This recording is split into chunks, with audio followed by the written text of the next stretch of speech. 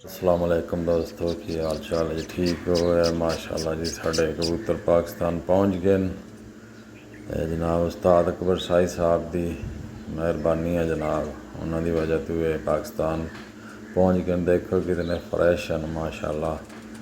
असी इन्होंने बिल्कुल हल्का फुल्का ही दाना पा रहे, दाना नहीं बल्कि भोरे ही पा रहे हैं, क्योंकि कुछ लोग जड़ा ना ज़्यादा रजा छड़ते हैं तो फिर कबूतर सफ़र तो आते हैं तो पोटा जाम करने का खतरा होंदा है, मरन का खतरा होंदा है। वेखो छत ते छोड़े माशाल्लाह, बहुत फ्रैश हैं, बहुत खुश हैं।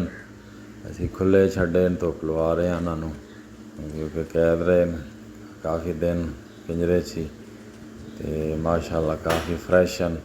बहुत बहुत शुक्रिया जनाब उस्ताद अकबर शाही साहब का।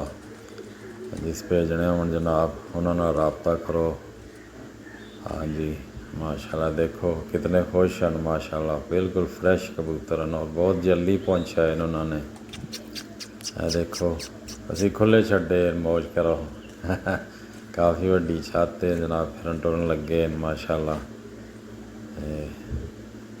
देखो माशाल्लाह, हमेशा याद रखो दाना बिल्कुल हल्का फुल्का पाना चाहिए। जो सफ़र तो आवन कबूतर बिल्कुल ठीक रहने।